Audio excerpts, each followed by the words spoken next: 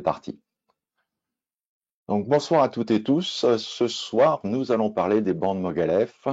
Alors les bandes Mogalef, ne pas confondre avec les bandes de Bollinger, les bandes de Kettner. Les bandes de Bollinger ou de Kettner donnent une idée de ce qui se passe actuellement en fonction de ce qui s'est passé antérieurement. L'idée des bandes Mogalef, c'est plutôt d'essayer de voir ce qui pourrait éventuellement se passer dans l'avenir à partir de ce qui se passe maintenant. Donc c'est quand même quelque chose de relativement différent. Alors vous aurez possibilité de télécharger le PDF du webinaire sur Mogalef Trading. Sur Mogalef Trading, vous allez dans le menu Home, conférence WHS 2023, parce que ce ne sera pas forcément en page d'accueil. Voilà. Et là, vous aurez possibilité donc de télécharger le PDF et de télécharger les indicateurs de bande Mogalef en version 2023 et le Mogalef Stop en version 2023 également. Donc le sommaire. Alors d'abord, il faut savoir que les bandes Mogalef ont été inventées par Jacques Galabert, malheureusement décédé, qu'il a été amélioré, plus exactement rendu possible à l'affichage par Roger Morando, et que je me suis joint donc à ce groupe pour faire des études et des statistiques sur les bandes Mogalef, ce qui a donné Mogalef, hein, tout simplement Morando, Galabert, Lefort. Donc, on va voir les principes des bandes Mogalef, la façon dont elles sont calculées, comment déterminer une tendance, les pourcentages de continuation des bandes, ça c'est très, très important, et les élargissements de bandes également qui sont très importants, suivis d'un stop suiveur calculé sur les bandes Mogalef qui est très utile pour le trading des tendances, pas des impulsions, des tendances. Alors, il faut comprendre que le marché fonctionne en fait par range et déplacement de range. Vous voyez, vous avez ici un range avec une certaine volatilité autour. On a un déplacement qui nous donne un autre range, etc. Là, on a un déplacement qui va fatalement déboucher sur un autre range, encore une fois. Donc, l'idée, c'est d'essayer d'aller projeter sur l'avenir le futur range du marché. Donc, voilà comment ça se présente, hein. À chaque fois qu'il y a un décalage de bande, vous voyez, les bandes, par exemple, sont dans ce niveau avec la partie haute en vert, la partie basse en rouge. Il faut savoir que les bandes sont dessinées à partir du moment où la première bougie apparaît. C'est-à-dire que tout ce qui est derrière, au niveau des bandes, c'est déjà dessiné. Pas les cours, bien sûr, mais c'est déjà dessiné. De même ici, vous voyez, c'est la clôture de cette petite bougie blanche ici, que la bande est déterminée, et ensuite les cours s'inscrivent ou pas dans la bande correctement. Donc là, en fait, c'est une projection qui disait que le bas serait à peu près à ce niveau-là, que le haut serait à peu près à ce niveau-là, et que le milieu du range donc serait ici. Donc, vous voyez l'intérêt de savoir où seront les supports éventuels, les résistances éventuelles pour l'avenir. Alors, il faut savoir que les bandes ne décalent pas non plus comme ça. Il faut un certain nombre de critères pour qu'elle décale. Vous voyez, cette bougie, par exemple, qui sort largement de la bande, ne fait pas pour autant décaler la bande. Ici aussi, ça sort plusieurs fois de la bande, mais ce n'est pas suffisant pour entraîner un décalage de bande. Ici, par contre, là, c'est suffisant pour tracer une petite bande comme ça, après la bande plus large qui est ici. Donc, on essaye de prévoir avec les bandes Mogalef les supports et les résistances. Alors, il faut bien comprendre donc, ce que je viens de dire, c'est que les bandes sont tracées a priori, et notre jugement ici se fait a posteriori, en fait.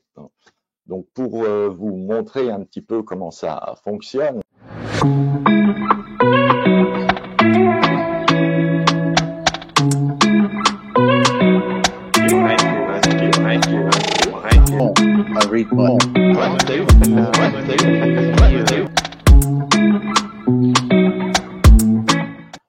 nous allons voir un petit peu sur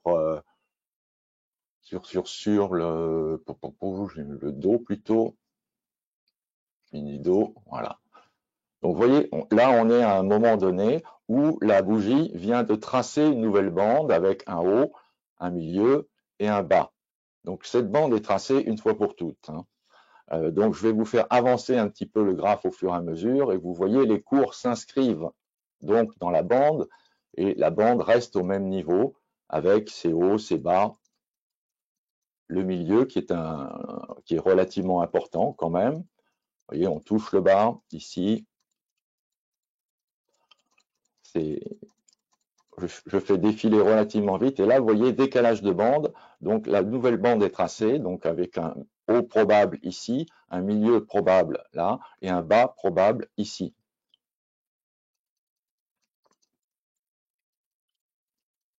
Voilà, donc on touche le haut, on touche 2 fois le haut, vous voyez.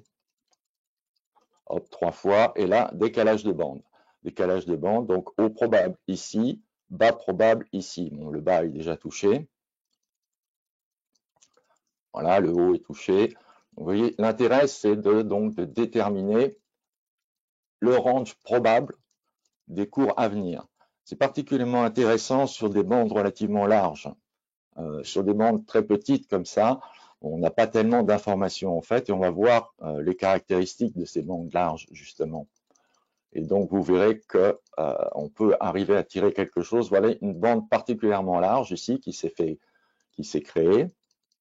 J'avance un petit peu. Le milieu, vous voyez, a une certaine importance là.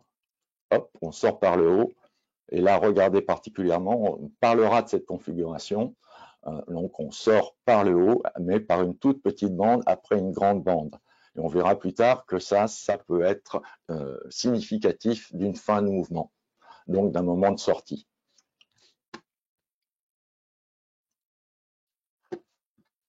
Voilà, donc vous avez vu, c'est tracé a priori et non pas a posteriori. Alors, en théorie, et comme en pratique d'ailleurs, les bandes sont valables à peu près sur n'importe quelle unité de temps et sur n'importe quel support. Maintenant, il vaut mieux des supports relativement lourds comme le forex, les indices. C'est un petit peu moins probant, je dirais, sur les actions. De même pour les unités de temps, sur le 1 minute, ça ne va pas vouloir dire grand chose parce que les bandes vont succéder à une vitesse importante, alors que si on reste sur des grosses unités de temps comme le 5, ça peut être encore valable, mais le 30 minutes essentiellement, ou essentiellement même l'horaire, là, ce sera beaucoup plus intéressant parce qu'on aura des niveaux d'objectifs et des niveaux support.